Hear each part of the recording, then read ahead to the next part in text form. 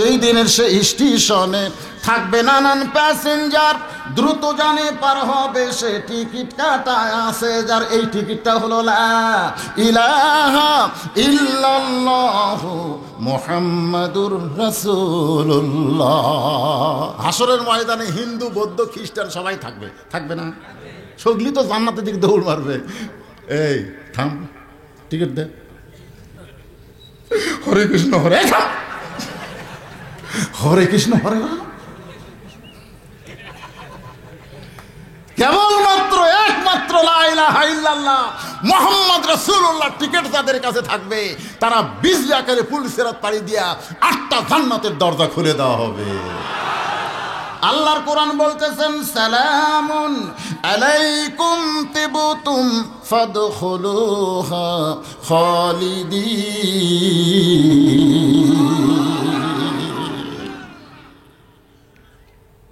ওমর ফারুক এক দৌড় মারছে, পাহাড়ের পাদদেশে যাই নামাজ বিছায় 2 রাকাত নামাজ পড়তেছে আর চোখের পানি বের করে বলে, আল্লাহ তোমার কোরআন এত সুন্দর, সুবহানাল্লাহ খান, তোমার কোরআন এত সুন্দর, তোমার কোরআন যখন দুনিয়াতে চালু থাকে তখন না দেখা আল্লাহকে রাখাল কলিজার মধ্যে জায়গা দেয়। মাবুদ গো, তোমার কোরআন দুনিয়াতে চালু আছে বলে না দেখা আল্লাহকে রাখাল কলিজার মধ্যে জায়গা দিছে। রাখালের ইমান বলতে যে কেউ না দেখলে কে দেখে। রাখাল পিছনে যায় বলতেছে, যতই কান্দো উটের দুধ আমি তোমাকে দিবার পারি না। ওমর ফারুক বলে, রাখাল ভাই উটের দুধের কোনো দরকার আমার নাই, বরং তোমার কাছে আমি জানতে চাই তুমি না দেখা আল্লাহকে কলিজার মধ্যে জায়গা দিয়ে তুমি যে আল্লাহর কোরআন অনুযায়ী চলতেছ এর বিনিময়ে তোমার চাহিদা কি? আজকে আমাদের বাংলাদেশে কোরআন অনুযায়ী যারা চলতেছে তাদের জেল জুলুম আছে না নাই? মঞ্চ থেকে তাদেরকে নামায় দেয় কি দেয় না? এরকম দেয় কি দেয় না? গত রাত্রে আমার মাহফিল ছিল পাবনা সুজানগর তাঁতি বন্দরে, আমার মাহফিল ছিল, তেজও তুটপারি দেয়নি। আপনি কি করছেন? আর ক্ষতি হয়নি? এর কথা কর না, ক্ষতি হয়নি। ওয়াজ শেষ করে যখন গাড়ি চড়ে বাড়ির দিকে রওনা দেব, ইতিমধ্যে বউ মোবাইল করতেছে, আপাতত বাড়িতে আসেন না। আমি বললাম কি হয়েছে গো? কয় পুলিশ ঘুরতেছে।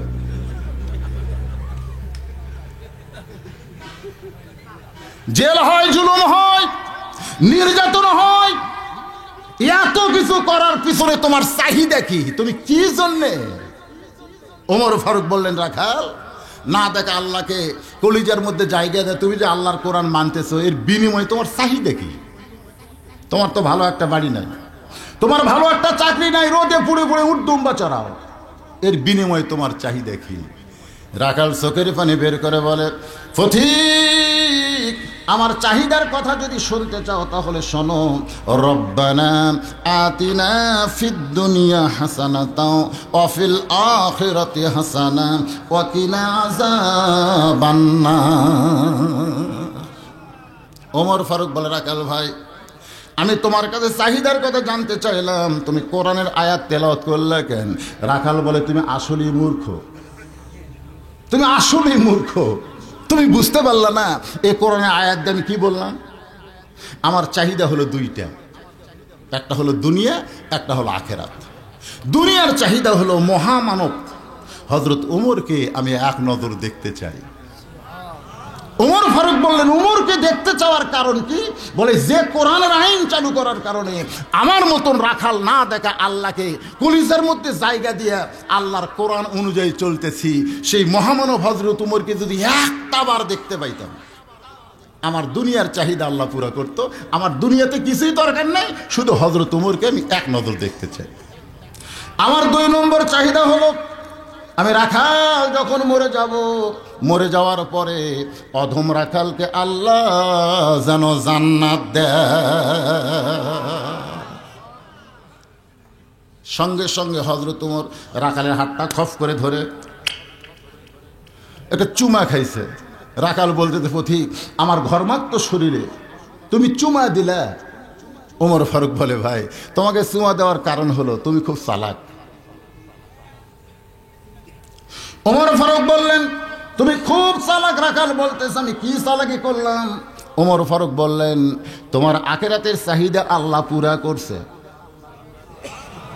আল্লাহ কোরআনে বললেন ইন্নাল্লাযীনা ক্বালু, যারা পারেন তারা সকলে পড়েন, ইন্নাল্লাযীনা ক্বালু রাব্বুনাল্লাহু সুম্মা ইসতাকামু তাতানাজ্জালু আলাইহিমুল মালায়েকা আল্লা তাখাফু ওয়া লা তাহজানু ওয়া আবশিরু বিল জান্নাহ।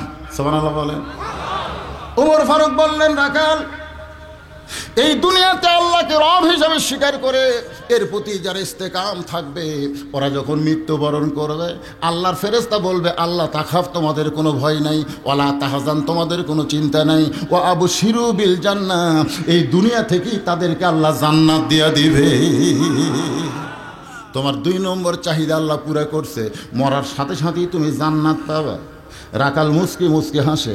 ওমর ফারুক বলে রাখাল হাসো কেন? রাখাল বলতেছে আমি চালাক না, তুমি চালাক, তুমি চালাক। ওমর ফারুক বলতেছে আমার মধ্যে চালাকির কি দেখলে? বলে দেখো তুমি বাকির কথা সহজে বললে, আমি মরিয়া গেলে জান্নাত পাবো, এটা হলো বাকি, কিন্তু নগদ হযরত উমরকে দেখতে পাবো, এই কথা বলতে তোমার কোন জাকাত বাজে? একটা হলো নগদ, একটা হলো বাকি। মরে গেলে জান্নাত, এটা কি? এই যে আপনারা টাকা দিলেন, টাকা দিল 10, বেহেশত ফসা ফস, টাকা দিই 20, বেহেশত দিয়ে দিস, এরকম দোয়া করি কি করি না? এখন একটা দৌড় আল্লাহ 14 গোষ্ঠীর জান্নাত দিয়ে দাও আল্লাহ। মানে বক্তাকের কাছে জান্নাত এজেন্টলি আছে, জোরে কর কথা ঠিক কিনা?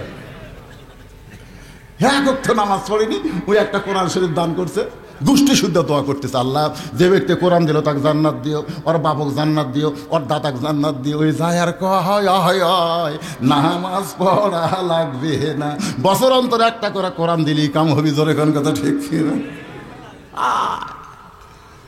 মানে মরে গেলে জান্নাত, এটা হলো বাকি। আমি মরে গেলে জান্নাত পাবো, এই বাকির কথা তুমি সহজেই বললা, কিন্তু নগদ হযরত উমরকে এক নজর দেখতে পাবো, এই কথা বলতে তোমার কোন জায়গায় বাজে? উমরের চোখ দিয়ে দর দর করে পানি পড়তেছে। আমি যে উমর, এই কথা রাখালকে কেমনে বলবো? যে রাখাল আমাকে তওবা পড়াইছে, যে রাখাল আমাকে মুনাফিক কইছে, যে রাখাল আমাকে ভণ্ড কইছে, এখন যদি বলি আমি উমর, বলাও সারা, রাখাল হাত ফেল করে মরাও সারা, জোরে কোন কথা ঠিক কিনা? উমর ফারুক চিন্তায় পড়ে গেলেন, আমি উমর এই কথা রাখালকে কেমনে বলবো? এমন সময় আল্লাহর কোরআন সামনে দাঁড়ায়, বলে ওমর ডাইরেক্ট যদি বলবার না পারো, উদউ ইলা সাবিলি রাব্বিকা বিল হিকমাহ। সুবহানাল্লাহ। ডাইরেক্ট যদি বলবার না পারো, আমাদেরকেও বলা হচ্ছে ডাইরেক্ট যদি ওয়াজ করবার না পারেন, হিকমতের সাথে কাম সারেন। হিকমত বোঝেন না? একটা হলো এরকম সোজা করে, আর একটা এই একটু একটু অ্যাঙ্গেল করে, কিন্তু হক কথা বলা লাগবেই, ঠিক কিনা বলে? হক কথা বলতে হবে। ইংরেজের আমলে যখন ইসলাম চর্চা করা নিষেধ করা হয়েছিল, সেই সময় আল্লাহর ওলি ইলিয়াস রহমতুল্লাহ আলাই দেখলো ইসলামকে ডাইরেক্ট যদি ইংরেজদের সামনে চালু রাখা না যায়, অন্তত 6 উসুলের মাধ্যমে ইসলামকে চালু রাখতে হবে, জোরে কোন কথা ঠিক কিনা ভাইজান?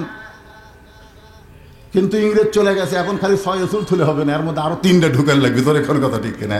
এই ইলিয়াস রহমতুল্লাহ ইংরেজের সময় হিকমতের সাথে ইসলাম টিকে রাখার জন্য 6 উসুল চালু করছিল। 6টা উসুল মানে 6টা ভিত্তি না, 6টা নিয়ম।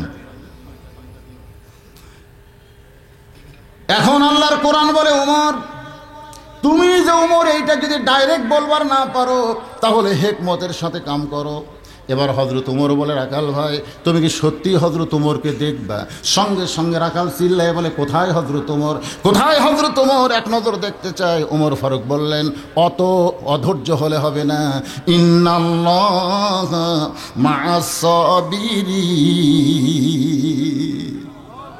এখন যদি আমরা বলি কোরআনের সমাজকে আপনারা দেখবেন, দেখার জন্য লাফালাফি করলে হবে না, ধৈর্য ধারণ করে আমাদের কাজ করা লাগবে, জোরে কোন কথা ঠিক কি না? ওমর ফারুক বলে, রাখাল সত্যি যদি হযরত ওমরকে দেখতে চাও তাহলে তোমাকে ফজরের নামাজ সামনে কাতারে আদায় করা লাগবে। ফজরের নামাজ যদি সামনে কাতারে আদায় করো, মেহরাবের দিকে লক্ষ্য করে দেখবা যেই মানুষটা ইমামতি করতেছে ওই মানুষটি হলেন হযরত ওমর।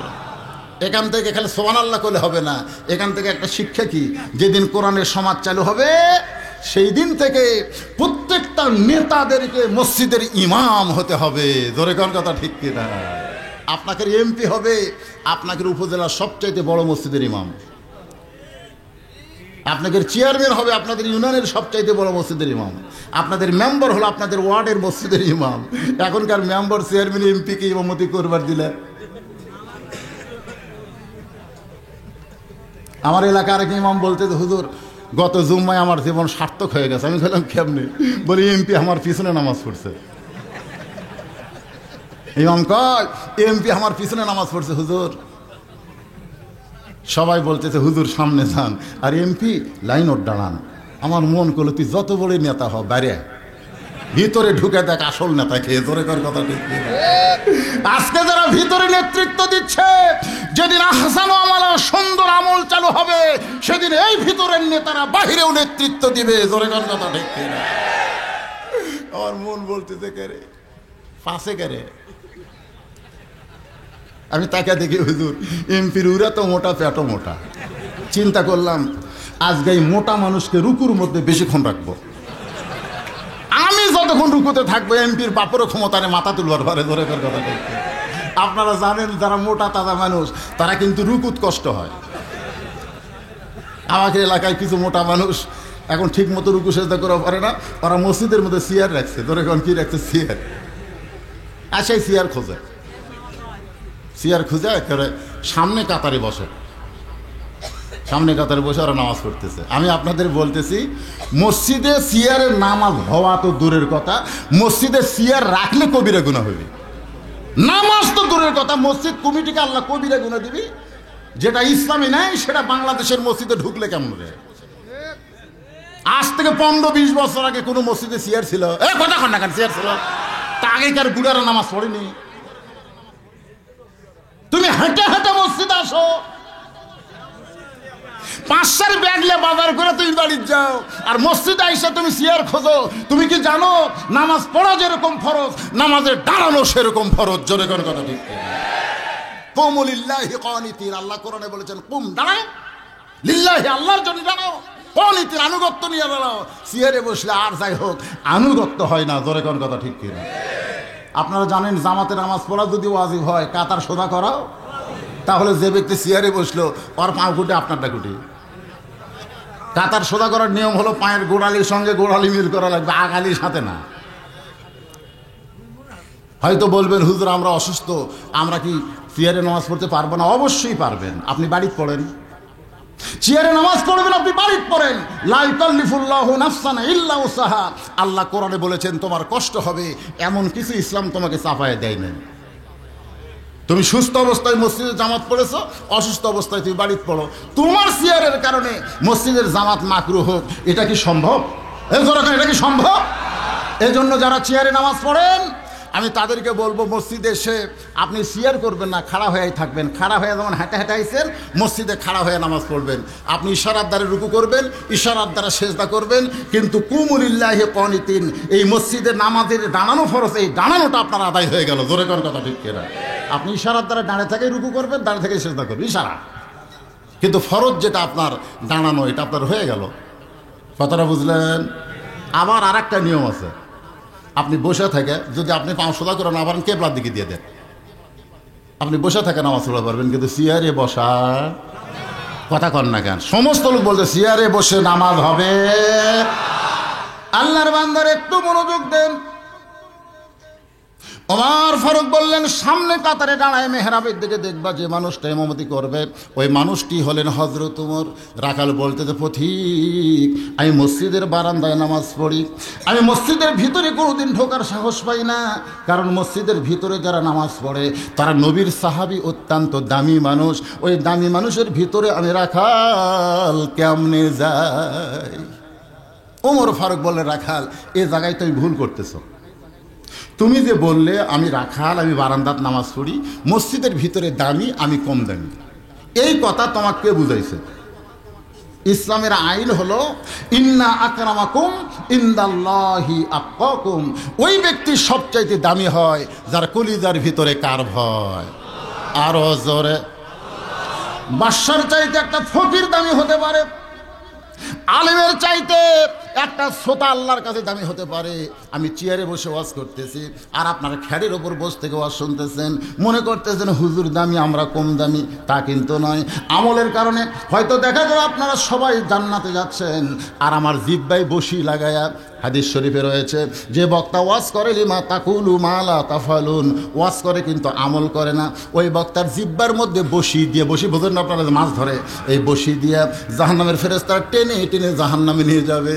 মাথায় টুপি থাকবে, মুখে দাড়ি থাকবে, পরনে জুব্বা থাকবে। আপনারা বলবেন হুজুর হুজুর আপনার ওয়াজ শুনে আমরা আজকে আমল করে জান্নাতে হলাম, আর আপনাকে জাহান্নামে ফেরেশতারা কোথায় নিয়ে যায়? তখন ফেরেশতারা বলবে এ বক্তা ওয়াজ করছে কিন্তু আমল করে নাই। তখন আপনারা বলবেন আল্লাহ, যে বক্তার ওয়াজ শুনে আমরা জান্নাত পাচ্ছি সেই বক্তাকে আমাদের সঙ্গে জান্নাত দাও। ওয়ালা তাস্তাহি আনফুসুকুম, আপনাদের কথাই হয়তো আল্লাহ আমাকে জান্নাত দিতে পারে। এজন্য কে দামি কে কম দামি এইটা ভিতরে বাইরে না, এইটা হলো ইন্না আকরামাকুম ইনদাল্লাহি আতকাকুম। ওমর ফারুক বলেন রাখাল ভাই তুমি কম দামি আর ভিতরে দামি, এটা তোমার ভুল। বরং তুমি ওমরকে যদি দেখতে চাও তাহলে সামনে কাতারে নামাজ পড়া লাগবে। রাখাল বলতেছে আজকে এশার নামাজ পড়ে আমি আর বাড়ি যাব না। ওমর ফারুক বললেন কেন যাবা না? বলে বাড়িতে গেলে ফজরের নামাজ সামনে কাতারে কষ্ট হবে, এদিন এশার নামাজ পড়ার পরই আমি তখন থেকে সামনে কাতার ধরার চেষ্টা করব। ওমর ফারুক বললেন রাখাল তুমি কি জানো 3 ওয়াক্ত নামাজ তাড়াতাড়ি, একটা হলো আসর, একটা হলো মাগরিব, একটা হলো এশা, এটা খালি তাড়াতাড়ি। তাড়া আপনার কত? আসরের পরে মাগরিব কতক্ষণ, আবার মাগরিবের পরে এশা কতক্ষণ? সাহাবীরা বললেন ইয়া রাসূলুল্লাহ 5 ওয়াক্ত নামাজের মধ্যে 3 ওয়াক্ত তাড়াতাড়ি আর 2 ওয়াক্ত লম্বা কেন হলো? এশা থেকে ফজর আর ফজর থেকে জোহর এই সময়টা লম্বা হলো কেন? আল্লাহ রাসূল বললেন ফজর থেকে জোহর পর্যন্ত লম্বা সময় দেওয়ার কারণ হলো আমার উম্মতেরা দুনিয়ার কাজ কাম করে দেহের যে ক্ষয় করবে। এশা থেকে ফজর লম্বা সময় দেওয়ার কারণ হলো ঘুম আদায় করে ওই ক্ষয়টা আল্লাহ পুরা করে দিবে। তাহলে এশার পরে ফজর এই লম্বা সময় কিসের জন্যে? কথা কয় না। এক সাহাবী ফজর নামাজের পরে নবী তাকায় দেখে চোখ দুইটা রক্তের মতন লাল। তা আল্লাহ রাসূল বললেন তোমার চোখ দুটো লাল কেন? বলে হুজুর এশার নামাজ পড়ে আমি ঘুমাতে পারি না। রাসূল বললেন কেন ঘুমাতে পারলা না? বলে যদি মরে যায়। এই জন্য আমি সারা রাত কোরআন তেলাওয়াত করছি, তাহাজ্জুদের নামাজ পড়ছি, তওবা করছি আর কাঁদছি। এই কাঁদতে কাঁদতে আমার চোখ দুইটা লাল হয়ে গেছে। আল্লাহ রাসূল বললেন নাউজুবিল্লাহ নাউজুবিল্লাহ। সাহাবারা বললেন ইয়া রাসূলুল্লাহ যে ব্যক্তি সারা রাত কোরআন তেলাওয়াত করছে, নফল নামাজ পড়ছে, তওবা করে কান্নাকাটি করছে, এ কথা শুনে আপনি নাউজুবিল্লাহ করলেন কেন? আল্লাহ রাসূল বললেন নাউজুবিল্লাহ বলার কারণ হলো এই ইসলামই কোথায় পেল? এই ইসলামই কোথায় পেল? আমি নবী এশার নামাজ পড়ে যাই আমার বউকে বুকের মধ্যে নিয়ে ঘুম পাড়ি, আমি নবী ঘুম পাড়ি বউকে নিয়ে, আর ওই আমার সাহাবী হয়ে সারা রাত নামাজ পড়লো। এই তোর বইয়ের খবর কি? তুই যখন নামাজ পড়ছিস তোর বইয়ের খবর কি? ইয়া রাসূলুল্লাহ আমি যখন নামাজ পড়ছি আমার বউ কয়েকবার বলছে আসো গো কিসের নামাজ, এখন স্বামী স্ত্রী ঘুমা পড়ছে। আমি এই চুপ। রাসূল বললেন এই নতুন ইসলাম কোথায় পেলে যেটা আমার না? মা তাকুমুর রাসূলু ফাখুযুহু, আমি নবী যেটা করেছি সেটা করা লাগবে। ওমা নাহাকুম আনহু ফান্তাহু, আমি যেটা করি না সেটা সওয়াবের জন্য করা যাবে না। জোরে কোন কথা ঠিক কি না? বরং এশার নামাজ পড়ে তুমি যদি তোমার বউকে বুকের মধ্যে নিতা, হুন্না লিবাসুল্লাকুম আনতুম লিবাসুল্লাহুন্না, আল্লাহর এই কোরআনের আয়াত তোমার আমল হতো। ফজরের নামাজ জামাত আদায় করলে যতক্ষণ ঘুম পাড়ছো দাঁড়ায়া নামাজ পড়ার চাইতেও বেশি সওয়াব আল্লাহ তোমাকে দিয়ে দিত। খালি সুবহানাল্লাহ বলে হবে না। এই শীত আসতেছে, এক বালুস এক কম্বল। যারা বিয়ে করেনি তারা বাদ, যারা বিয়ে করছেন তাদের জন্য বলতেছি স্বামী স্ত্রী এক বালিশ এক কম্বলে, হুন্না লিবাসুল লাকুম ওয়া আনতুম লিবাসুল লাহুন। আল্লাহ কোরআনে বলেছেন স্বামী তোমার পোশাক, বিবি তোমার পোশাক। স্বামী বিবির পোশাক, বিবি স্বামীর পোশাক। মানে কি? 2 ল্যাপ, 2 কম্বল। আল্লাহর বান্দারা একটু মনোযোগ দিয়ে শুনবেন। ওমর ফারুক বললেন, রাকাল এশার নামাজ পড়ে তুমি যদি ফজরের নামাজ সামনে কাতার আদায় করতে চাও, এই লম্বা সময় যদি তোমার চোখে ঘুম ধরে তুমি কি করবা? রাকাল বলতে তো ফতিক রে, ঘুমটা যদি ধরে তাহলে মসজিদের মধ্যেই ঘুমায় নিব। যেই কইছে মসজিদের ভিতর ঘুমাবো। আমাদের বাংলাদেশে খালি ওমর ফারুকের মতন একটা শাসক হলে মসজিদের মধ্যে ঘুমালে আর উড়া লাল করে দিত। তোর এখন কথা ঠিক কি? ওমর ফারুক বলতে কি কইলা? ঘুম যদি ধরে মসজিদের মধ্যে ঘুমাবো। ওমর ফারুক বললেন, আল্লাহর আইন হলো ফাইজা কুদিয়াতিস সালাত ফান্তাশিরু ফিল আরদ, নামাজ হয়ে গেলে মসজিদে থাকা যাবে না। এই হুকুমকার সবাই যখন নামাজ পড়ে বাড়ি গেছে, সবাই গেছে, ওরা 3 জন মসজিদের 4 ফ্যান দিয়ে গল্প করতেছে। এবারে ধানের খবর কি? ধানের গাছ হচ্ছে, ফলন হয়নি। আর একজন বলতেছে সামনে আলু যে কি হবে, মানে দুনিয়াবি গল্প করতেছে, ফ্যান দিতে 4টে। ফেরেশতাকে আল্লাহ সবাই গেল, এই 3 জন যে গেল না, এর কি রেজাল্ট কি? আল্লাহ বলতেছে নামাজ শেষ হওয়ার পরে ওরা 3 জনকে 4টা ফ্যান ঘুরালো। যতক্ষণ পর্যন্ত এদের মাথার উপরে ফ্যান ঘুরছে, এই ফ্যানের বিল আলাদাভাবে এরা পরিশোধ না করা পর্যন্ত জান্নাতের দরজা চোখ দিয়ে দেখবে না। কারণ মসজিদ তোর বাপের না যে ইচ্ছা মতো ফ্যান ঘুরাবা। তোর এখন কথা ঠিক না? মসজিদ তোমার বাপের ঘর। হ্যাঁ, ছোটবেলায় শুনছি পেঁয়াজ খেয়ে রসুন খেয়ে মসজিদের মধ্যে ঢুকলে বাইর করে দেয়, তোর মুখ গুন্দায়। কাঁচা পেঁয়াজ কাঁচা রসুন খেয়ে মসজিদে ঢুকবার দেয়নি, আর এখন মসজিদের মধ্যেই পেঁয়াজ কুটতেছে। মসজিদের মধ্যে, মসজিদ কি তোর বাপের রান্নাঘর? হ্যাঁ, কথা কয় না বারে। আহসানু আমালা, সুন্দর আমল কাক কয়, এটা বোঝা লাগবে না? আল্লাহর বান্দার একটু মনোযোগ দেন। ওমর ফারুক বললেন, রাখাল আজানের গুরুত্ব দিও। আল্লাহ রাসূল বলেছেন মুয়াজ্জিন যখন আজান শেষ করবে, শেষ করার 3 মিনিটের মধ্যে যারা মসজিদে পা দিবে, আল্লাহ রাস্তায় একটা উট কুরবানির সওয়াব পাবে। আজান দেওয়ার 5 মিনিটের মধ্যে যারা মসজিদে পা দিবে, আল্লাহ রাস্তায় একটা গরু কুরবানির সওয়াব পাবে। আজান দেওয়ার 10 মিনিটের মধ্যে যারা মসজিদে পা দিবে, আল্লাহ রাস্তায় একটা ছাগল কুরবানির সওয়াব পাবে। মুয়াজ্জিন যখন আকামত দিবে, তেমন সময়ে কেউ যদি মসজিদে পা দেয়, একটা মুরগি ডিম দানের সওয়াব আল্লাহ দিয়ে দিবে, ইল্লা মাগরিব, শুধু মাগরিবের নামাজ ছাড়া। আপনারা বলেন তো আজানের গুরুত্ব আছে না নাই? ওমর ফারুক বললেন, রাখাল আসসালাতু খায়রুম মিনান নাওম শোনার পর তুমি বিছনা থেকে উঠে ওযু করে মসজিদে রওনা দিবে।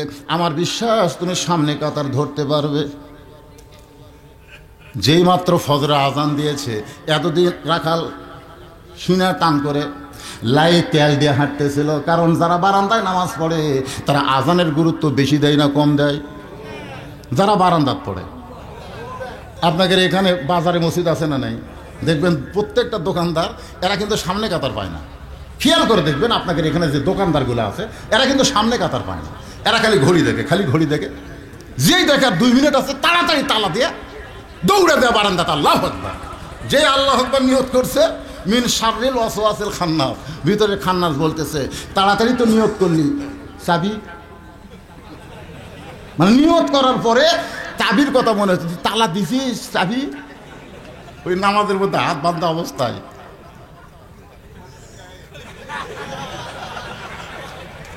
আছে, আল্লাহ কই তোর নামাজ গেছে।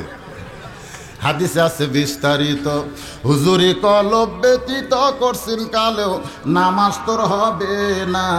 সবাই বলেন হাদিসে আছে বিস্তারিত, হুজুরি কলব ব্যতীত করছেন কালেও নামাজ তোর হবে না। তবে কেন গাও জোয়ারি, মানুষকে দেখাও নামাজ পড়ি। তবে কেন গাও জোয়ারি, মানুষকে দেখাও নামাজ পড়ি।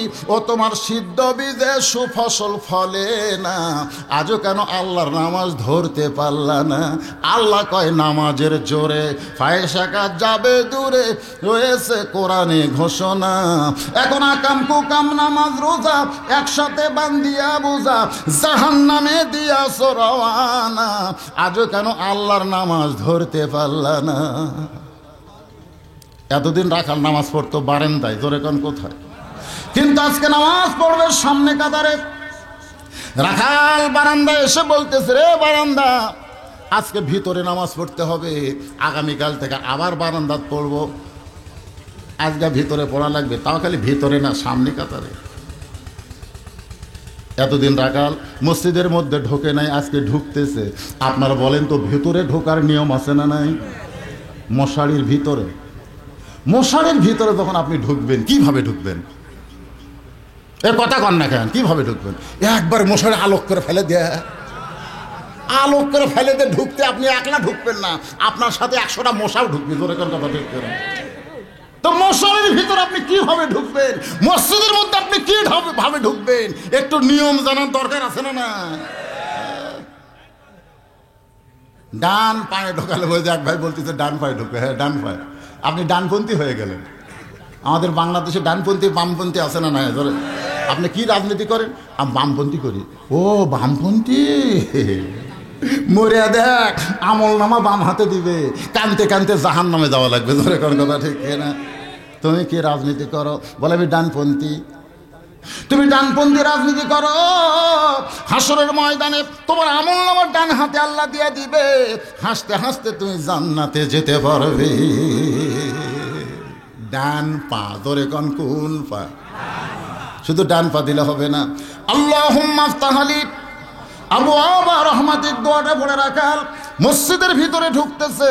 ভিতরে ঢুকে যখন সামনে কাতারের দিকে যাওয়ার চায়, প্রত্যেকটা সাহাবী নড়ে সরে রাখালকে যাওয়ার রাস্তা করে দেয়।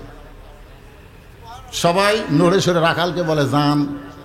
রাখাল মনে মনে কয়, আল্লাহ গো, বাইরে থেকে ভাবলাম কি, আজকে ভিতরে দেখি কি। এতদিন বাইরে থেকে মনে করেছিলাম আমি কম দামি, ভিতরে সবাই দামি। আজকে ভিতরে ঢুকে দেখতেছি আমিও যা, এরাও তাই। সোনাল্লাহ কন্যা খেন। সামনে কাতারি এসপি দাঁড়ায় আছে, সামনে কাতারি এসপি। একটা লোক ধরবে সেরকম ফাঁকা আছে। এসপি চিন্তা করে কাতার পুরা হচ্ছে না, একজন তাকায় দেখে দরজার চকিদার খাড়ায় আছে। এসপি ডাকতে চায়, চকিদার বলে না স্যার। এসপি কয় কিসের স্যার রে? না স্যার, আপনি এসপি, আমি চকিদার। এসপি করে ওটা বাইরের কথা, আমি বাহিরে এসপি, তুই বাহিরে চকিদার, ভিতরে আয়, তুইও যা হামও তাই আয়। চকিদার কি কন? একেবারে চকিদারকে এসপি তার কাছে খাড়া করছে, খাড়া করে বলতেছে পায়ের গোড়ালির সঙ্গে গোড়ালি মিল কর। চকিদার বলতেছে ফেটে গেছে স্যার। মানে পায়ের গোড়ালি শীতে ফেটে গেছে। আপনি জানেন যার পাও ফাটে ওটা কিন্তু বিলেটের মতন ধাপ। যদি কোনো স্বামীর পাও ফাটে আর একই কম্বলের মধ্যে যদি ঘুমাবার চায়, একবার যদি পায়ের ঘোষণ বউ খায়, লাদ্দটা বলবো মোহরানা মাপ দিলাম, তুমি ল্যাপ পাল্টাও। জোরে এখন কথা ঠিক কিনা? এই জন্য শীতের রাত্রে আমি বলতেছি আপনারা একটা করে ভ্যাজলিন কিনবেন। হ্যাঁ, একটা করে ভ্যাজলিন কিনবেন। এই পাও ফাটা কিন্তু কঠিন রোগ। সে পাও ফাটে না, অনেকের পাও ফাটে না। এখন চকিদার বলে আমার পাও ফাটা স্যার। এসপি বলতেছে কোনো অসুবিধা নাই, তুইও যা হামো তাই। চকিদার চোখের পানি বের করে বলে মাবুদ, এমন একটা ঘরের মধ্যে ঢুকলাম যে ঘরের মধ্যে চকিদার এসপি ভাই ভাই। এই শিক্ষাই নামাজের মধ্যে পাওয়া যায়। রাখাল যাইতে যাইতে একেবারে সামনে কাতারে মেহরাব বরাবর। মেহরাব তো বোঝেন যেখানে ইমাম সাহেব দাঁড়ায় নামাজ পড়ায়, ওই বরাবর প্রথম কাতের রাখাল 2 রাকাত সুন্নত নামাজ আদায় করলো। আপনার হিসাব করে দেখেন 5 ওয়াক্ত নামাজে সর্বসাকুল্যে 12 রাকাত। জোরে বলেন কয় রাকাত? 5 ওয়াক্ত নামাজে 12 রাকাত সুন্নত আপনাকে আদায় করতেই হবে, না করলে গুনাহ হবে। ফজরের পূর্বে 2 রাকাত, জোহরের পূর্বে 4 রাকাত, পরে 2 রাকাত, মাগরিবের পরে 2 রাকাত, এশার পরে 2 রাকাত, এই সর্বসাকুল্যে 12 রাকাত। 12 রাকাত সুন্নত যারা আদায় করবে, ফরজ নামাজ পড়তে আল্লাহ তাদের মনটা ভালো করে দিবে। আর যারা সুন্নতের সঙ্গে নফল নামাজ আদায় করবে, প্রত্যেকটা ফরজ নামাজ তাদের কাছে মধুর মতন তৃপ্তি দিবে। এজন্যে কোনো নামাজকে খাটো করবেন না। মন চাইলে আপনি নফল পড়েন, সুন্নত পড়েন, কোনো নামাজ বাদ দেওয়ার দরকার আছে নাকি? কিন্তু আমরা তো খালি মনে করি এ তো নফল রে, নফল নফল কি? সাহাবেরা বললেন ইয়া রাসূলুল্লাহ নফল নামাজ সম্পর্কে একটু বলেন। আল্লাহ রাসূল বললেন নফল নামাজ হলো মহব্বত। যার কলিজায় আল্লাহর মহব্বত বেশি কেবলমাত্র তারাই নফল নামাজ পড়বে। আর সুন্নত আর ফরজ হলো ইবাদত। ইবাদত মানে না পড়লে গুনাহ হবে, এই জন্যই পড়বে। আর নফল না পড়লে কোনো পাপ নাই, পড়লে আল্লাহ খুশি হয়ে যায়। এই জন্য নফল নামাজের গুরুত্ব দিবেন। আল্লাহর বান্দার একটু খেয়াল করেন, রাকাত 2 রাকাত সুন্নত নামাজ পড়ে বসে আছে। কারণ হযরত উমরকে এক নজর দেখবে, নিজের দুনিয়ার চাহিদা আল্লাহর কাছে পুরা করবে। কিন্তু একজন সাহাবী মসজিদের মধ্যে ঢুইকে দেখে জায়গা দখল। একজন সাহাবী মসজিদের মধ্যে ঢুইকে দেখে জায়গা দখল। কারণ আল্লাহ রাসূল বলেছেন, আমার আবু বকর যখন ইমামতি করবে, খুব খেয়াল করে শোনেন, আবু বকর বরাবর যে সাহাবী দাঁড়াবে তার নাম হলো হযরত উমর। উমর যখন ইমামতি করবে, উমর বরাবর যে সাহাবী নামাজ পড়বে সে সাহাবী হলো হযরত ওসমান। ওসমান গনি যখন ইমামতি করবে, ওসমান বরাবর যিনি দাঁড়াবে তার নাম হলো আলী। আর আলী যখন ইমামতি করবে, আলী বরাবর, এই বলে রাসূল আমার চুপ হয়ে গেলেন। সাহাবীরা বললেন ইয়া রাসূলুল্লাহ, হযরত আলী যখন নামাজ পড়াবে তখন আলী বরাবর পিছনে কে দাঁড়াবে? রাসূল বললেন মা ইয়ানতিকু আনিল হাওয়া ইন হুয়া ইল্লা ওয়াহয়ুহা। আমি রাসূল ততক্ষণ পর্যন্ত বলতে পারবো না যতক্ষণ পর্যন্ত আল্লাহ না বলাবে। এই কথার দ্বারা বুঝাইলেন হযরত আলী পর্যন্তই হলো খোলাফায়ে রাশেদা। ধরে কোন সুবহানাল্লাহ। তাহলে উমর ফারুকের যখন ইমামতি করবে, উমর ফারুক বরাবর কে দাঁড়াবে? শোনেন না, খেয়াল করে। ওসমান গনি ঢুকাই দেখে জায়গা দখল। ওসমান গনি যেই জায়গায় দাঁড়িয়ে নামাজ পড়ে সেই জায়গা রাখাল দখল করছে। জোরে কোন কি করছে? 2 রাকাত সুন্নত নামাজ পড়ে চুপটি করে বসে আছে। আল্লাহ রাসূল বলেন, কেউ যদি মসজিদে এসে কোনো আগে যদি কোনো জায়গা দখল করে, সে ইচ্ছা করে যদি জায়গা না ছাড়ে, তুমি তাকে জোর করে জায়গা ছাড়াতে পারবা না। তুমি যত বড় আলেম হও, তুমি যে আসতে দেরি করো, 2 নম্বর কাতারে দাঁড়াইছা, এটাই তোমার জায়গা। তুমি খেয়াল করে দেখো, তোমার সামনে একজন ভ্যান চালক দাঁড়ায় গেছে, তুমি বলতে পারবা না এত বড় ইমাম, এত বড় মৌলানা বক্তা, আমার সামনে ভ্যানওয়ালা কেন দাঁড়াইছিস, এটা সরে যা, আমি ওখানে দাঁড়াবো। এই কথা বলা হলো কবিরা গুনাহ। যদি ভ্যানওয়ালা ইচ্ছা করে আপনাকে বলে হুজুর আপনি পিছনে কেন, আপনি সামনে আসেন, এটা জায়েজ আছে। রাখাল তার সরবে না, সরবে নাকি? এর ক্যাপটি বেড়ে বসে আছে। ওসমান গনি রাখালের পাশে 2 রাকাত ফজরের সুন্নত নামাজ আদায় করে রাখালের মুখের দিকে বারবার তাকায়, কারণ কোনোদিন সামনে কাতারে দেখে নাই। আজকে প্রথম দেখে বলতেছে ভাইজান আপনাকে কোনোদিন সামনে কাতারে দেখি নাই, আজকে প্রথম দেখতেছি, আপনার পরিচয় কি?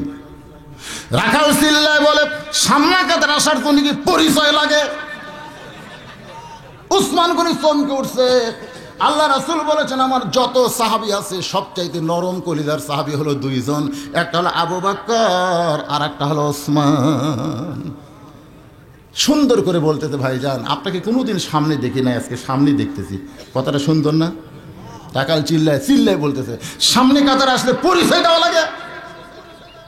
রাখাল চিল্লানোর কারণ হলো, যারা রাখালি করে তারা কোনো সময় ভালো কথা বললে কাম হবে না।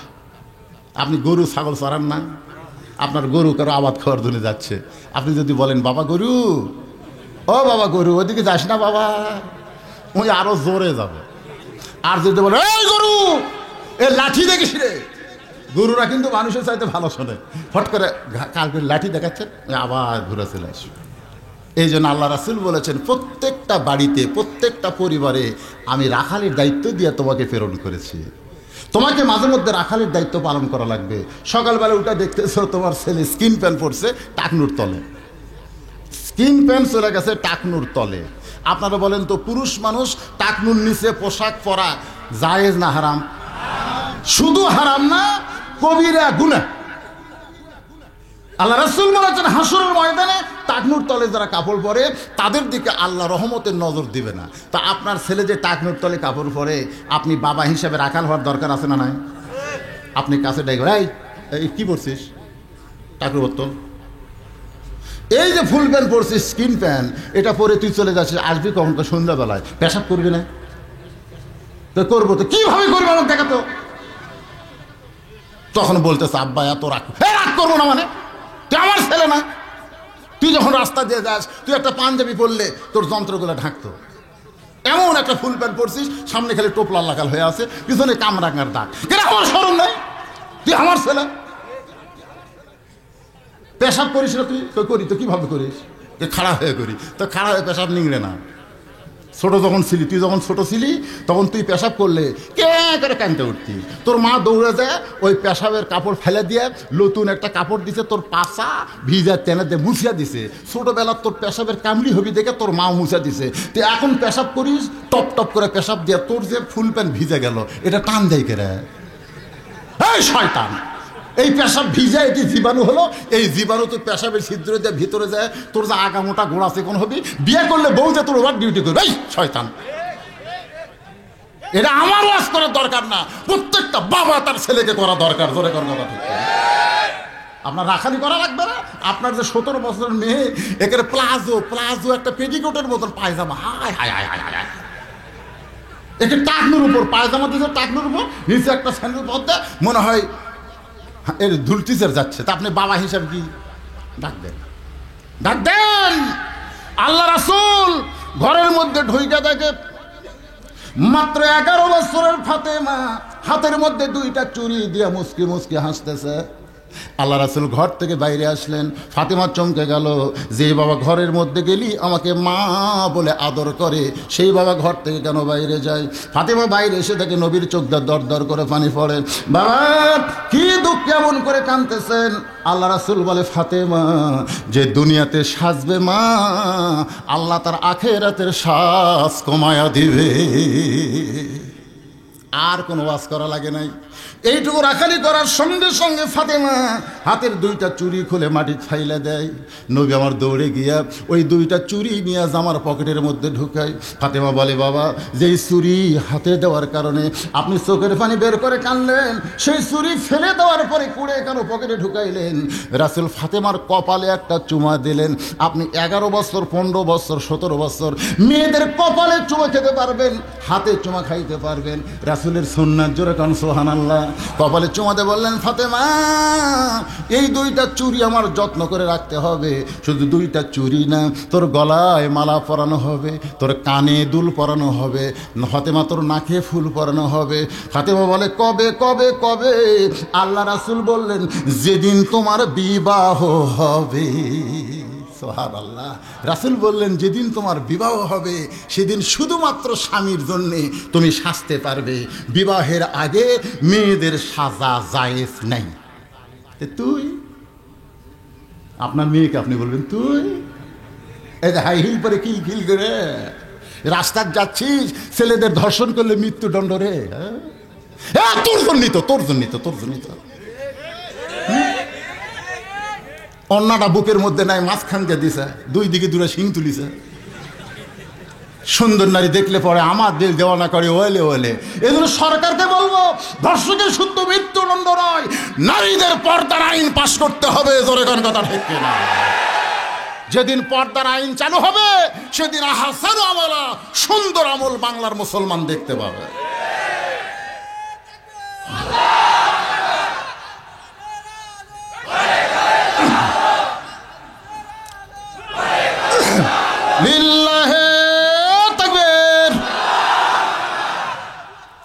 ওসমান গনি একটু ভীতু হয়ে বলতে, ভাইজান আমার বেয়াদবি হয়ে গেছে, আপনাকে কোনোদিন সামনে দেখি নাই, আজকে প্রথম দেখতেছি, আপনার পরিচয় কি? রাখাল বলতেছে, আমি হলাম বারান্দার মুসল্লি। সুবহানাল্লাহ কোন? আমি ভিতরে কোনোদিন ঢুকি না, কিন্তু আজকে ভিতরে ঢুকে সামনে কাতরাইছি, একটাই মাত্র নিয়ত। ওসমান গনি বলে, ভাইজান কি নিয়ত? বলে, আমার নিয়ত হলো দেখা। আজকে দেখা হলেই চলে যাব, আর কোনোদিন আমি সামনে কাতার আসবো না।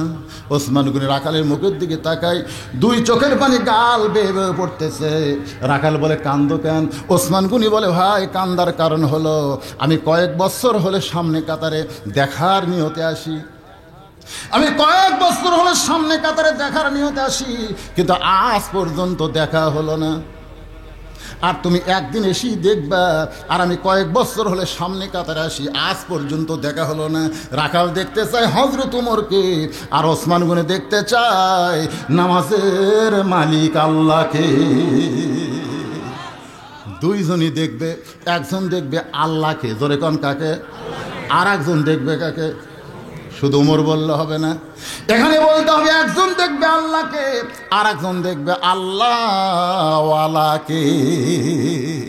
আপনারা বলেন তো আল্লাহওয়ালার সাথে আল্লাহর সম্পর্ক আছে না নাই? ধরে কোন আছে না নাই? আমাদের বাংলাদেশে আল্লাহওয়ালা আছে না নাই? জোরে গন কোথায়?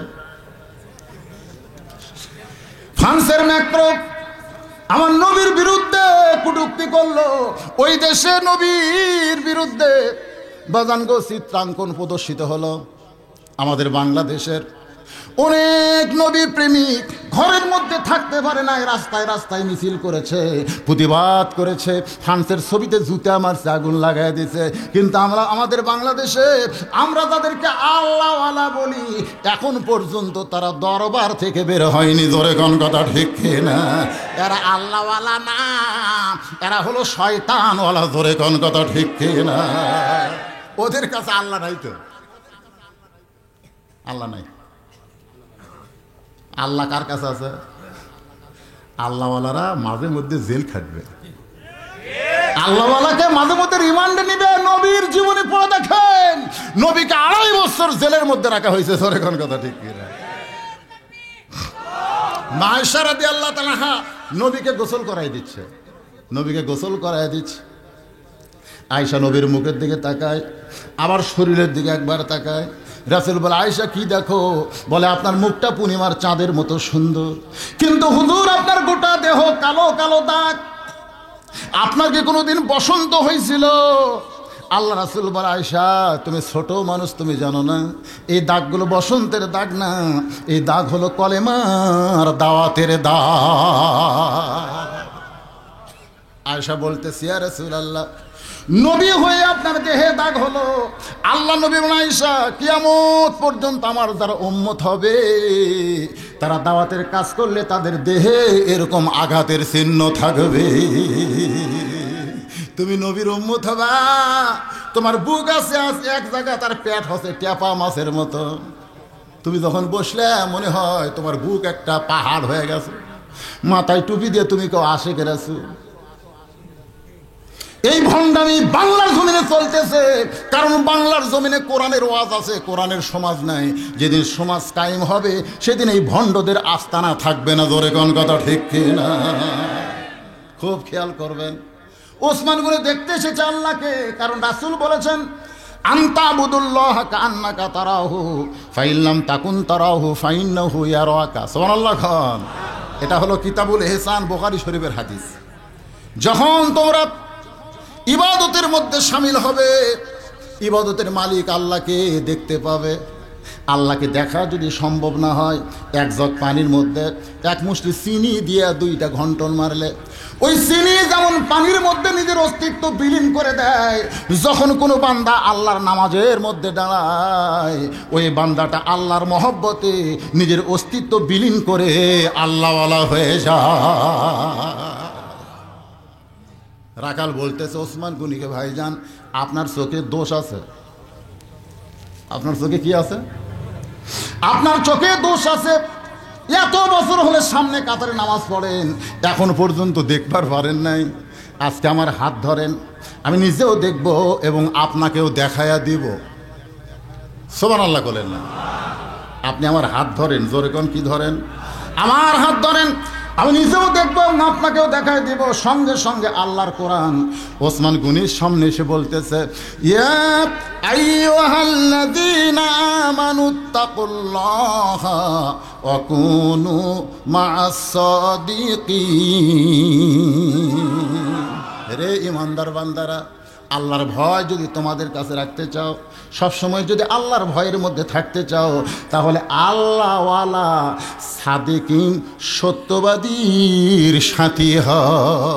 আপনার বলেন তো, যারা কোরআনের হক কথা, কোরআনের কথা বলে, কোরআনের বাণী বলে ওয়াজ করে, এদের চাইতে সাদিকিন কে আছে? এ কথা কন না কেন? কোরআনের হক কথা যারাই বলে তাদেরই কিন্তু, কি মনে করতেছেন? হক কথা বোঝেন না? হক কথা বোঝেন না? এই দেখেন, অকুনু মা সাদিকিন। সাদিকিন মানে যারা সত্যবাদী, যারা সত্য কথা বলে, সত্য পথে চলে, সত্যের পথে মানুষকে চলতে বলে, তাদের সঙ্গে হওয়ার দরকার আছে না নাই? হ্যাঁ, এখন আমি সত্য কথা বলবো। অনেকের মনে হবে এটা কেমনে সত্য হলো, বাপদাদার আমল থেকে করতেছি। বাপদাদার আমল,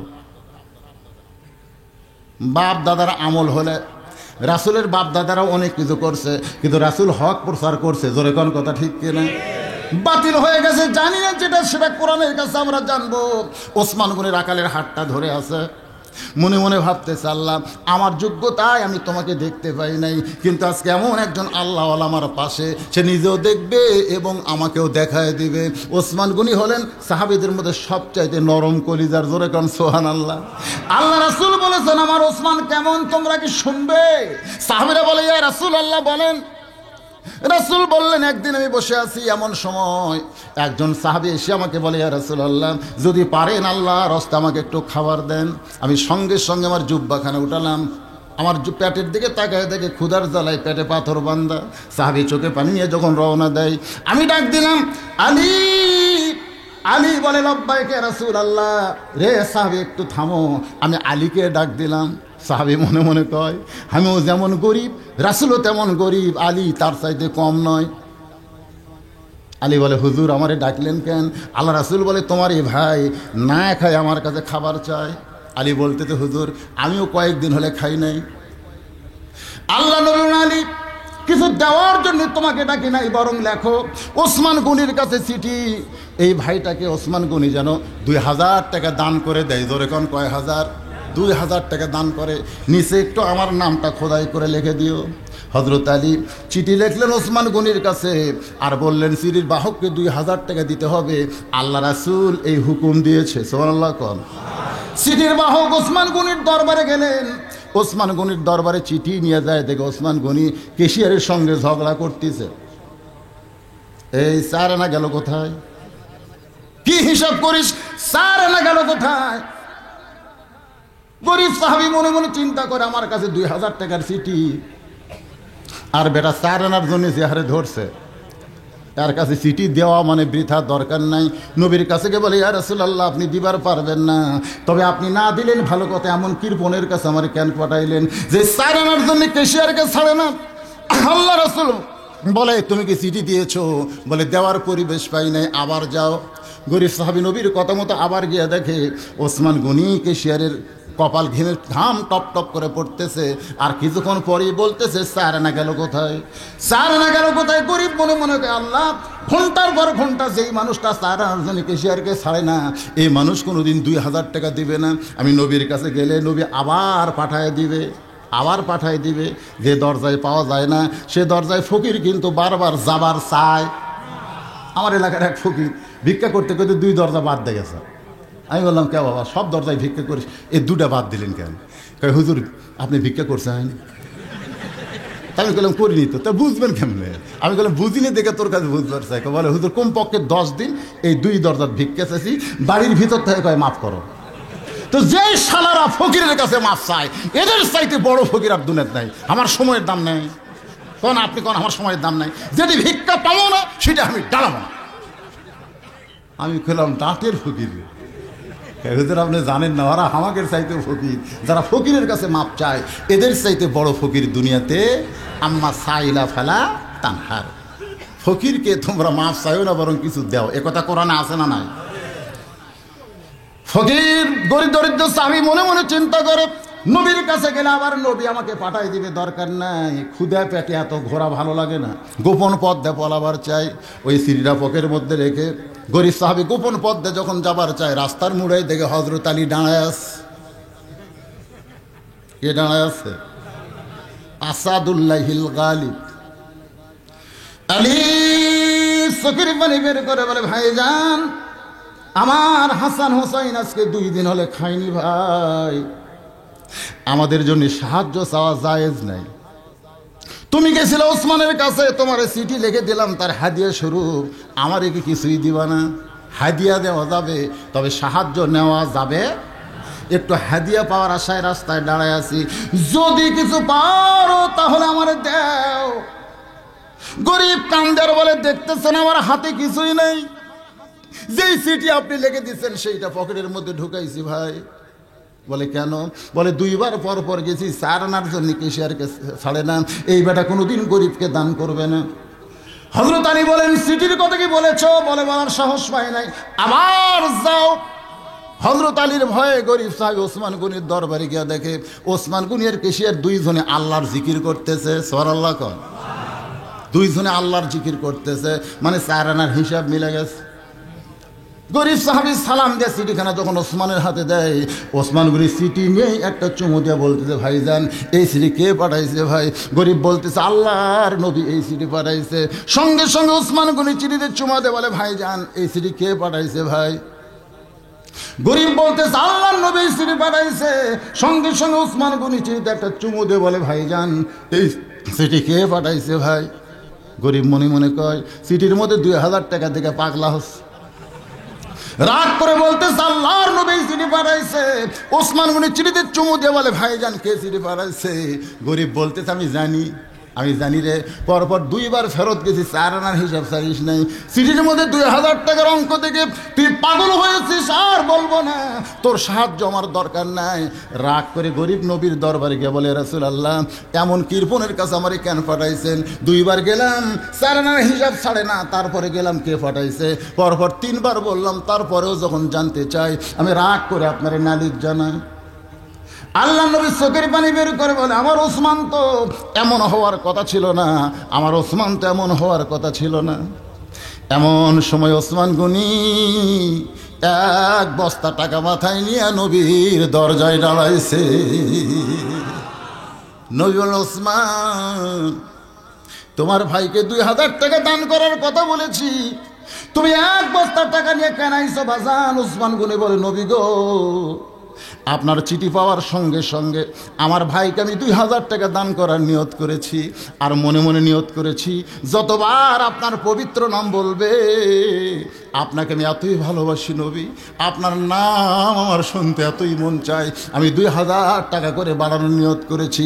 আমার এই ভাই পর পর 3 বার আপনার নাম বলেছে, এই নাম বলার কারণে 6000, আর চিঠির কারণে 2000, এই 8000 টাকার বস্তা মাথায় করে আপনার পবিত্র হাত দিয়ে গরিবরে দিয়া দেয়। গরিব সাহাবী কান্দে, আল্লাহর নবীও কান্দে। মাবুদ আমি গরিব, আমার নামটা শুনে যেই সাহাবী ওসমান 2000 টাকা করে গরিবরে দিবার চাই, ও গো নবী, ও গো আল্লাহ, আমি ওসমানকে কি দিব গো আল্লাহ? আমি নবীর দেওয়ার কিছু নাই। আল্লাহ বলে, হাবিব রে, যে আপনার নাম শুনে 2000 টাকা করে গরিবরে বাড়ায় দেয়, আমি আল্লাহ আপনাকে এত ভালোবাসি, আপনাকে ওসমান ভালোবাসার কারণে আমার জ্ঞানী ডিগ্রি ওসমান রে দিয়া দিলাম। লিল্লাহে তাকবীর। ভাইজান এইটা নবীর মাদ্রাসা। ওসমান গনি নবীর নাম শুনে যদি 2000 করে দেয়া দেয়, আপনার সেই নবীর মাদ্রাসায় 2000 করে দেওয়া লাগবে না। আমি ওয়াজ করতেই থাকবো। ওসমান গনি কিন্তু রাখালের হাতটা ধরে বসে আছে, মনে গেছে না ভুলে গেছেন? মনে করেন না হুজুর ওয়াজ বাদ দিবে, ওয়াজ আমি করতেই থাকবো, কিন্তু আপনাদের একটা সুযোগ দিলাম, এই নবীর মাদ্রাসায়, এতিম মাদ্রাসায় আপনাদের 1000 টাকা দেওয়া লাগবে না। এই যে কোরআন শরীফ দেখতেছেন, এই যে কোরআন শরীফ দেখতেছেন, এরকম 100টা কোরআন এই নবীর মাদ্রাসায় দান করবেন। প্রত্যেকটা কোরআন মাত্র 500 টাকা করে দাম। আপনি খুব খেয়াল করবেন, যখন মুয়াজ্জিন আকামত দেয়, একামতের মধ্যে যখন কদ কামাতিস সালা আসে না নাই, এমন সময় হযরত ওমর মেহরাবের ভিতরে, আপনারা মনে মনে চিন্তা করতেছেন হযরত ওমর মেহরাবের মধ্যে কোন দিক দিয়ে ঢুকলো? ট্যাংলোরির সভাপতি সাহেব, ভাইদের নাম কি? মুজাম্মেল ভাই একাই 18 কোরআন শরীফ দিয়ে 100 পুরাই দিছে। তোরে বলেন মারহাবা। আমি চিন্তা করতেছিলাম আল্লাহ 18 বান হয় না, 100টা চাইছিলাম নগদ, বাকি মিলে 100টা হয়ে গেছে। পরিশেষে আমি দোয়া করে দেব সবার জন্য, অসুবিধা নাই। খুব খেয়াল করেন, ওসমান গনি রাখালের হাতটা ধরে আছে, মুয়াজ্জিন আকামত শুরু করেছে। আকামতের মধ্যে কদ কামাতিস সালাহ হযরত ওমর মেহরাবের মধ্যে জানাইছে, সঙ্গে সঙ্গে রাখাল আল্লাহু আকবার। ওমর ফারুক মেহরাবের মধ্যে জানাইছে, রাখাল আল্লাহু আকবার কয়। ওসমান গনি রাখালের হাতটা সাইডে দিয়ে বলে, ভাইজান 101টা হয়ে গেল। আল্লাহ তোমার এক বান্দা কোরআন শরীফ 500 টাকা দান করছে, আল্লাহ দান চলবে, আপনার দিতে পারেন, অসুবিধা আমার অচলুক। ওসমান গনি রাখালের হাতটা সাইডে দিয়ে বলে, ভাইজান ইমাম সাহেব যদি ভুল করে তাহলে মুসল্লি লোকমা দেয় কি বলে? আল্লাহু আকবার, ঠিক কিনা বলেন? কিন্তু মুয়াজ্জিন আকামতের শেষ হয় নাই আর তুমি আল্লাহু আকবার লোকমা দিলে, কারণ কি? রাখাল বলতেছে এই জন্যই তো তুমি কানা। ওসমান গনিকে বলতেছে এই জন্যই তো তুমি কানা, দেখবার এসে দেখবার পাও না। আপনারা বলেন ওসমান গনিকে রাখাল যখন কানা বলতেছে, এমন সময় 2 নম্বরের কাতারের একজন সাহাবী 2 নম্বর কাতারের একজন সাহাবী এই কানা শব্দটা কানে পড়ার সাথে সাথে দৌড়ে এসে, কাতার ভাঙ্গা দৌড়ে এসে রাখালে হাতটা ধরে হ্যাঁচকা টান মারছে। পাগল, তোকে দেখি আমার সন্দেহ হয়েছিল, তুই কারে কানা কানা বলতেছিস? তুই কি মহামানবকে চিনিস? পাগল রে, তুই যারে কানা বললি ওই মহামানব হলো আল্লাহর নবীর ডবল জামাই ওসমান গনি। রাখাল ছোট বাচ্চার মতন কান্দে, কোনোদিন ভিতরে ঢোকার সাহস পাইনি। ভিতরে নবীর দামি দামি সাহাবী থাকে, আমি রাখাল কেমনে ভিতরে ঢুকি? কিন্তু ওই পথিক ওমর ফারুকের দিকে আঙ্গুল তুলে বলতেছে, ওই পথিক আমার সর্বনাশ করছে। ওই পথিক আমারে কইছে, ওমরকে যদি দেখবার চাও তাহলে সামনে কাতারে দাঁড়াইবে, মেহরাবের মধ্যে যে মহামানবকে দেখতে পাবা সেইটাই হলো হযরত ওমর। আমি শুধুমাত্র হযরত ওমরকে দেখার জন্য সামনে কাতারে, কিন্তু হযরত ওমরের জায়গায় ওই পথিককে যদি আমি দেখতে পাই, এখন তোমরাই বলো, আমি আল্লাহু আকবার লোকমা দিয়া ওই পথিককে ওই জায়গা থেকে সরায়া হযরত ওমরকে আমি প্রাণ ভরে দেখতে চাই। হাজার হাজার সাহাবীরা কাঁদতেছে। সমস্ত সাহাবীরা যখন পাগলের মতন কান্দে, রাখাল চিল্লায় বলে, আল্লাহ বারান্দায় নামাজ পড়া ভালো, বারান্দায় নামাজ পড়া ভালো, ভিতরে কেন কান্দাকাটি শুরু হয়ে গেল? ওসমান গনি বলে, রাখাল ভাই, ভিতরে কান্দাকাটির কারণ হলো তুমি যাকে পথিক পথিক বলতেছো তিনি হলেন হযরত ওমর। গাছের গোড়া কাটলে গাছটা যেমন ঠাস করে পড়ে যায়, রাখাল তেমনি পড়ে গিয়া কাটা মুরগির মতন ছটফট করার বলে, আমিরুল মুমিনিন, আমি আপনাকে তওবা পড়াইছি, আমি আপনাকে মুনাফিক কইছি, আমি আপনাকে ভণ্ড কইছি, এত কথা বলেছি আমি, আপনি অধম রাখালকে কিছুই বলেন নাই। সমস্ত সাহাবীরা চিল্লায় বলে, আমিরুল মুমিনিন, এই পাগল কে যে ওসমান গনিকে কানা বলছে আর আপনাকে বলতেছে তওবা পড়াইছি, মুনাফিক কইছি, ভণ্ড কইছি, এই পাগল কে গো? এই পাগল মসজিদের সামনে কাতারে আসলো কেমনি? সবাই যখন হইচই করতেছে, এমন সময় হযরত ওমর ওই রাখালকে বুকের মধ্যে নিয়ে রাখালের কপালে একটা চুমু খায়। রাখালের কপালে চুমু খায়, বলতেছে, ভাইজান তুমি আমাকে তওবা পড়াইছো, তুমি আমারে মুনাফিক কইছো, তুমি আমাকে ভণ্ড কইছো, তোমার এত কথা হজম করার পিছনে কারণ হলো আমি তোমাকে দেখিনি, তোমার ভিতরে আমার আল্লাহর কোরআন দেখেছি। রে বাংলাদেশের মুসলমান, শুধু কোরআন মাত শোনার জন্যে নয়, কোরআনের ওয়াজ শুধু শুনলে হবে না, সামিনা ওয়া তাআনা শুনতে হবে আমল করার নিয়তে। আজকে যদি আমরা সুন্দর আমল করতে চাই, লিয়াবলুয়াকুম আইয়ুকুম আহসান আমালা, যে আমলের পরীক্ষা করা হবে সেই সুন্দর আমল যদি আমরা করতে চাই, তাহলে আল্লাহর কোরআনকে বাস্তবে গ্রহণ করতে হবে। এই কোরআন অনুযায়ী যদি আমরা আমল করতে পারি, সে আমলটাই হবে পরীক্ষার পাস যোগ্য আমল। জোরে বলেন কথা ঠিক কিনা? আর যদি খালি শোনা যায়, বকাউল্লাহ বকা গেল, শোনা আল্লাহ শুনে গেল, লাভ হবে? জোরে কারণ লাভ হবে? এই যে রাত জেগে কষ্ট করে আমরা কোরআনের মাহফিলে বসে আছি, আল্লাহর কোরআনকে আমাদের ধারণ করতে হবে, এই কোরআনকে গ্রহণ করতে হবে। এই কোরআনের পরতে পরতে শক্তি আছে না নাই?